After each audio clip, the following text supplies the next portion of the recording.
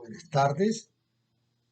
Bueno, nos vamos a ocupar del video correspondiente a la clase número 8 sobre neurosis, y el tema que vamos a trabajar aquí es fundamentalmente la represión, comentando el lugar de este mecanismo en la estructura de los síntomas neuróticos. Esta asociación entre represión y neurosis está presente en la obra de Freud desde los orígenes del psicoanálisis, ya en un texto anterior a la interpretación de los sueños, un texto de 1895, el proyecto de una psicología para neurólogos. Freud, en su segunda parte de ese proyecto, se ocupa de la psicopatología de la histeria. Y allí va a poner en la causa de las neurosis, algo que va a arrastrar hasta el final de su obra, en la causa de las neurosis, el trauma. Y en ese texto originario va a decir que el trauma que causa la neurosis es un trauma infantil y sexual. Y allí va a decir que es un trauma infantil y sexual porque, en síntesis, lo que él dice es que un acontecimiento sexual genital vivido por un niño en la infancia no podrá ser comprendido. Se inscribirá como huella anémica, pero quedará por fuera de todo proceso judicativo, porque el niño no tendrá ni imágenes motrices ni sensaciones en el propio cuerpo que le permitan asociar esa impresión que le ha quedado grabada en su huella anémica con el conjunto de la huella anémica para hacer un acto de judicativo, o sea, hacer un juicio. Entonces queda algo por fuera de la acción cognoscitiva, dice en ese proyecto de la psicología paranormal. Eso que queda por fuera, ¿sí?, va a quedar allí latente hasta que el sujeto entre en la pubertad. Cuando entre en la pubertad, este acontecimiento infantil puede circunstancialmente resignificarse a posteriori, ¿sí?, y retornar, a volverse traumático y retornar como síntoma. Entonces, una de las cosas que quedan claras de ese proyecto en la psicología para neurólogos es que el trauma siempre necesita dos tiempos: un acontecimiento anticipado, que el sujeto vive sin poder darle sentido, y una posteriori, que le da una significación, pero ya demasiado tarde, porque cuando se la da, vamos a ver que es visto obligado a ser reprimido, esta significación que se le da, y retornar como síntoma. Entonces, el ejemplo que pone allí, en ese texto temprano, es el del caso de una niña, Irma, que es muy joven, entrada a la pubertad, va a la tienda y siente por primera vez atracción sexual por uno de los tenderos. ¿Sí? Y cuando, ante la sonrisa del tendero, siente una cierta atracción sexual, pero lejos de aceptar esa atracción sexual y aproximarse y tratar de vestirse más bonita y seducir al tendero, inmediatamente que surge este deseo, se produce una crisis de angustia y sale corriendo diciendo que esa risa del tendero es que se ríe de sus vestidos. Entonces se configura una fobia. Esta niña ya no puede ir sola a la tienda. Si quiere ir sola a la tienda, lo que siente es angustia. Por lo tanto, dice, tiene que ir acompañada. Y si va acompañada, no se siente angustia porque se ríen de sus vestidos. Entonces dice que es lógico todo esto. Si la razón de su angustia fuese que se rían de sus vestidos, dice Freud, ha de ser porque están yendo acompañada o solo, lo mismo sentiría angustia. Bueno, entonces indaga por este síntoma y lo que encuentra Freud es que esta angustia tiene un origen en un acontecimiento vivido en su historia. Cuando tenía en su infancia, ha ido esta niña a una tienda, el tendero le ha tocado los genitales detrás de los vestidos, sabiendo que algo malo había en eso, también le ha dado unos caramelos por esto, sabiendo que algo malo había en eso, la niña retorna 2 o 3 veces más a la tienda hasta que deja ir por este malestar que siente, pero eso queda allí quieto, sin producir ningún efecto.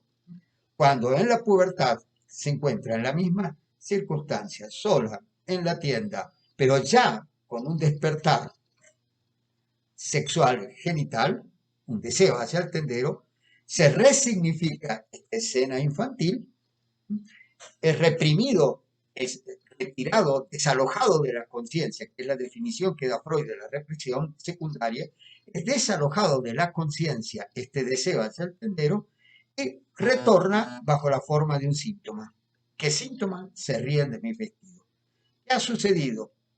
La angustia que siente porque se ríen de su vestido no corresponde a esa representación consciente, corresponde a la angustia que realmente de hecho generaría de reconocer que en la infancia retornó 2 o 3 veces a la tienda frente a un acontecimiento que ahora se vuelve bochornoso. Entonces vean ustedes que la conclusión que saca Freud allí es que el afecto no se reprime, se desplaza hacia otra representación y pasa, ¿no es cierto?, a la conciencia como un símbolo, como un síntoma. Entonces, de alguna manera, Freud allí también en el proyecto dice algo muy bello, dice, el síntoma neurótico tiene como que es una formación de símbolo. Por ejemplo, todo el mundo sabe que la bandera simboliza la patria. Y que alguien, si ofende la bandera, se hace matar, pero no se hace matar por la bandera, se hace matar por la ofensa a la patria. Bueno, el neurótico se hace matar por un trapo, ¿sí?, sin saber por qué se está haciendo matar, porque está desconectado ese símbolo con lo que simboliza. Entonces dice Freud que la formación del síntoma neurótico tiene la formación de un símbolo, pero está rota la conexión entre el símbolo y lo que simboliza. La niña siente angustia por lo que le pasó en la infancia, pero lo desplaza sobre el se ríen de mis vestidos. Y se ha consumado la represión, el deseo que sentía por el tendero, el desalojo de la conciencia, o sea, se reprime al inconsciente ese deseo y el retorno a lo reprimido bajo la forma de un síntoma fóbico. Bueno, de esto es de lo que se ocupa Freud en el artículo después, ya 20 años después, 1915, en el artículo de la represión, se ocupa de esto, ¿sí?, pero se ocupa de esto ya como un destino de la pulsión. Entonces, Freud, el primer artículo que escribe en 1915 es sobre la pulsión. Define la pulsión como un estímulo que tiene origen en lo psíquico, en el cuerpo, en el soma, y se representa como exigencia de trabajo en lo psíquico. Entonces va a decir que la pulsión es un concepto límite entre lo somático y lo psíquico. Y luego va a decir que la pulsión está constituida por una fuente, el borde de la boca, dice él allí, hablando de la pulsión oral, un objeto, el objeto que está ligado como separado de ese borde, pero también el que recupera eso que se ha perdido bajo la forma de una pupa o cualquier otro objeto sustitutivo del pecho, un empuje, que es lo que llaman la energía de la pulsión sexual, que es la libido, ¿sí?, que es lo que hace atractivo y como fuente de satisfacción ese objeto que va a sustituir el que ha sido separado, y una fin, que es la satisfacción que se alcanza en el mismo lugar donde tuvo origen. Entonces acaba de decir que la pulsión es un empuje que surge de la boca, por ejemplo, va hacia el objeto, rodea el objeto y retorna a la misma boca encontrando la satisfacción. A esto Freud le llama autoerotismo, y la pulsión no va a ser más que una acción dirigida a estos objetos para encontrar una satisfacción sustitutiva del objeto del cual el sujeto ha sido separado. Muy bien, bueno, entonces esta pulsión definida de esa manera tiene distintos destinos, ¿sí? Un destino es, dice Freud, acá en la página 122 del artículo Las expulsiones y su destino en 1915 es la transformación hacia lo contrario, otro destino es la vuelta hacia la propia persona, otro destino es la represión y otro destino es la sublimación. Entonces la sublimación sería cuando la pulsión deja de ser sexual y pasa a tener una finalidad más elevada. Por ejemplo, el ver un desnudo de gala no es lo mismo que ver una escena erótica de un desnudo en una revista pornográfica. ¿Sí? Gala, digo, gala desnuda, el dibujo de Dalí. O sea, en uno hay en lo pornográfico hay el despertar de un deseo erótico, en el otro no. Es la belleza lo que atrae, ¿no es cierto? Entonces ahí podríamos hablar del cambio de la pulsión de sublimación. Pero cuando no se puede sublimar la pulsión, se reprime. que es el destino, está ligado a la formación de las neurosis. Y bien, entonces Freud dice esto en las pulsiones de su destino y se va a ocupar en el mismo año, en 1915, un año después, pero en el mismo volumen 14 está, a desarrollar un artículo que se llama La represión.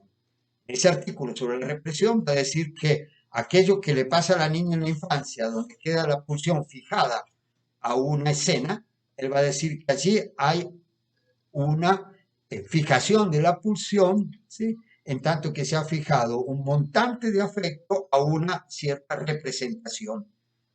Y que es esta representación que está fijada a un montante de afecto es la que después toma fuerza a posteriori por, por el efecto de retroacción, ¿sí? Que hemos explicado, ¿no es cierto?, en el sentido en que se resignifica a posteriori, y es reprimido el deseo de la pubertad para, como dice allí, queda reprimida la representación, lo que sucedió en la infancia, que es el motivo de la angustia, queda reprimido, que ya está asociado al deseo actual. Si el deseo actual asociado a lo infantil queda reprimido, y lo que sale a la conciencia es el montante de afecto, la angustia. Entonces vamos a tener en la conciencia la angustia desplazada sobre otra representación. Entonces, ¿cómo opera la represión? Primero una represión originaria cuando queda la pulsión fijada a ese, por ser un representante, a esa representación de la pulsión. En un segundo momento, cuando en la pubertad es desalojado el deseo por asociarse a esta fijación de la pulsión, ¿sí? Y ahí hablamos de la represión propiamente dicho, que ese esfuerzo de desalojo, en vez de progresar el deseo del preconsciente en esta niña que poníamos como ejemplo a la conciencia, no, es atraída al inconsciente y es reprimido, o sea, desalojado del preconsciente, y luego tenemos el retorno de lo reprimido, que va a ser lo que en el caso de la niña retorna desplazado sobre otra representación que le genera angustia, que son las fobias. Entonces dice Freud, todas las neurosis tienen el mismo mecanismo, y están centradas sobre el mismo mecanismo, represión primaria, represión propiamente dicho, represión secundaria, retorno a lo reprimido.